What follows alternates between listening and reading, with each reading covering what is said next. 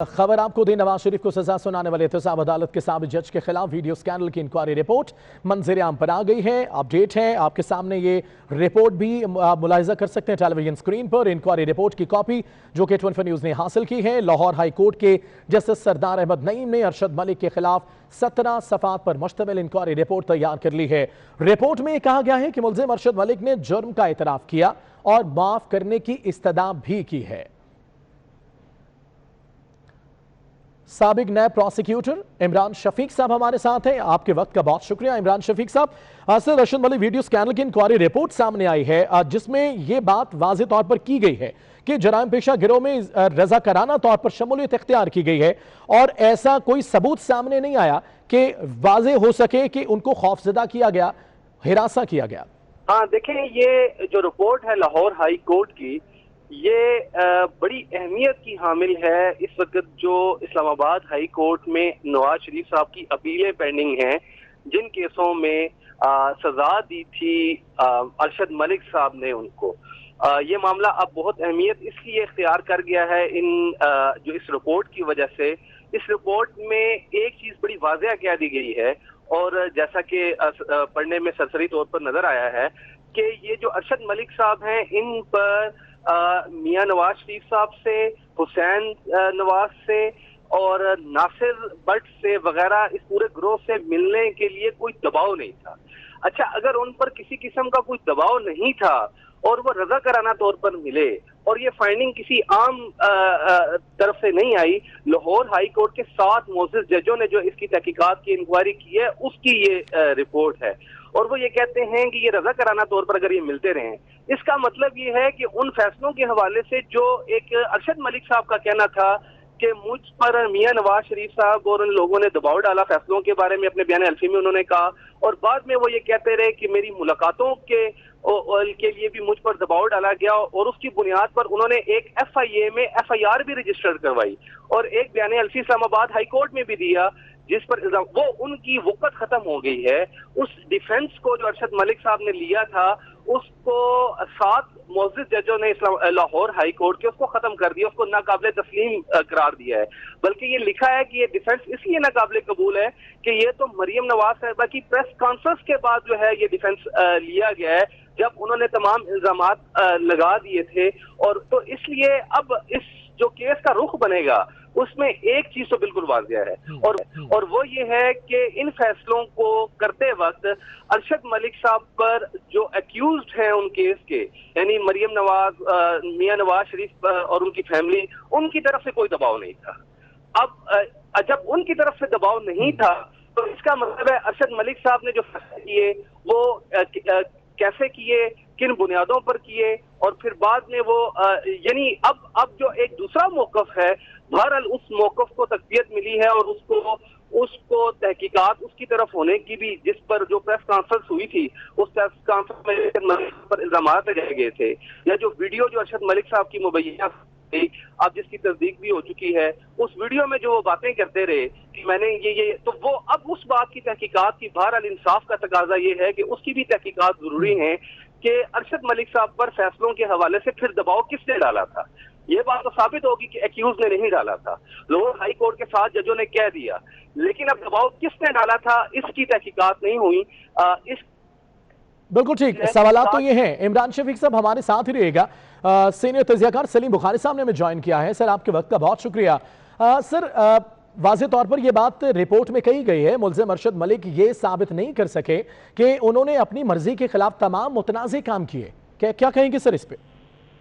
देखिए, पहली बात तो ये है कि ये जो रिपोर्ट इंक्वायरी की आई है, इसको तो अगर आप उठा के कंपेयर करें उस बयान से जो अरशद मलिक साहब अब कहते हैं कि जबरदस्ती मुझसे दिलवाया गया था और जो एफिडेविट मुझसे लिखवा के कोर्ट में भेजा गया था, वो प्रेशर का जिक्र इसमें कहीं नहीं है कि वो किसने करवाया था। और दूसरी बात ये कि अरशद मलिक साहब की जो हालिया प्रेस कॉन्फ्रेंस है, जिसमें उन्होंने पूरे का पूरा केस की नौयत ही बदल के रख दी है, उसको इंसाफ कहाँ से मिलेगा?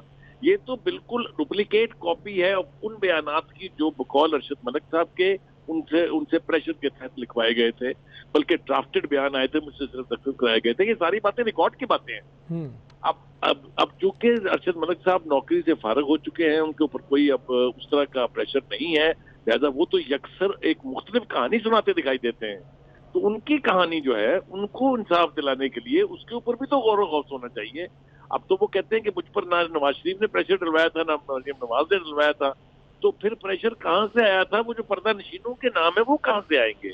تو میرے خیال سے انصاف کا تقاضا یہ ہے کہ ارشد ملک صاحب کو بھی موقع دیا جائے کہ ان کے موقف کو بھی انصاف ملنا چاہیے، ورنہ یہ کارروائی ہر لحاظ سے یک طرفہ دکھائی دے گی.